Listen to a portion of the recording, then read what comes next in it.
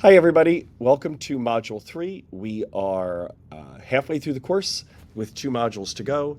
The module that we have here is going to focus in part on the Show Me technique for formative assessment as described in the Formative 5 textbook.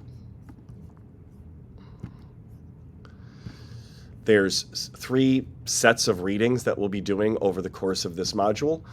We're going to begin with taking a look at the IES Practice Guide Recommendation Summary.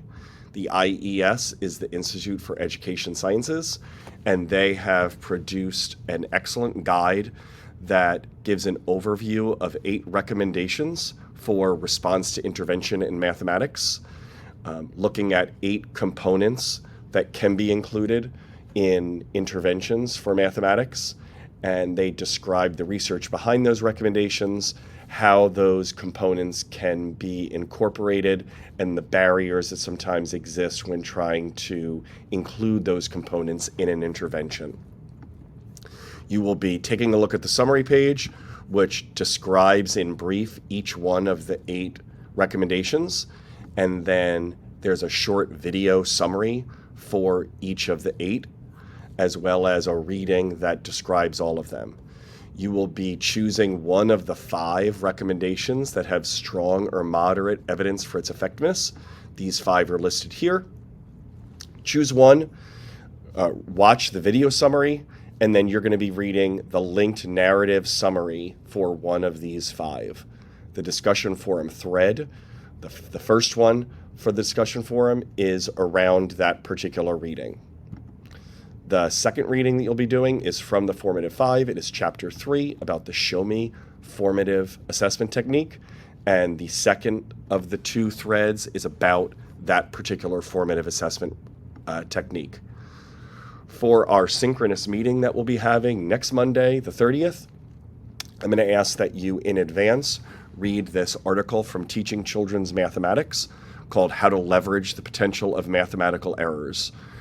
Part of our focus for that meeting will be on mathematical errors that students make, misconceptions that students have that relate to particular concepts, and a strategy for addressing those misconceptions called My Favorite No.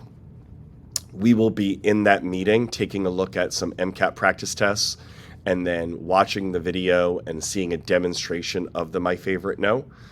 So in advance, if you can just read that article, it'll prep you for our conversation, and we'll be discussing some of the ideas in that particular article. If you're not able to make that particular meeting, then you will just respond to Learning Journal number 3.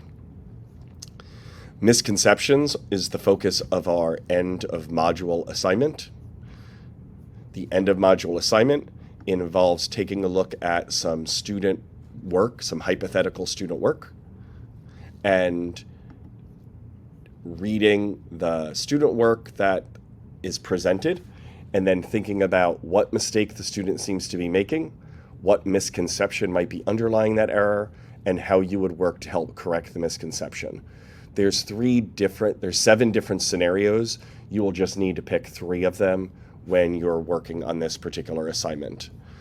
This particular assignment relates both to the My Favorite No strategy that we'll be looking at, as well as really the work that you do in an intervention and teaching on a daily basis when you're trying to diagnose what a student's needs are related to a particular concept, and being familiar with common misconceptions makes it easier to diagnose that need.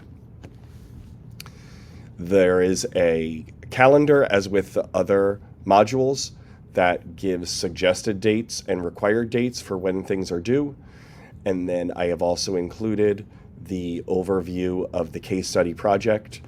Hopefully, and I from the readings that I've done in the discussion board, it's clear that people have identified the student already and started gathering information on the student's strengths and needs, using some of the techniques that we've already looked at in terms of interviews to try to identify the student's strengths and needs and determine a focus for the intervention.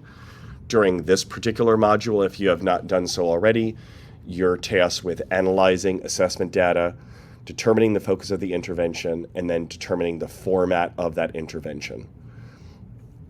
the reading that we're going to be doing early in this module related to the IEA's practice guide, that should be a big help because it does offer you recommendations for what a successful RTI will entail. And you can incorporate one or more of these recommendations into the intervention that you're describing for your student. Best of luck, and please feel free to email me if you have any questions about any of the readings or assignments in this module.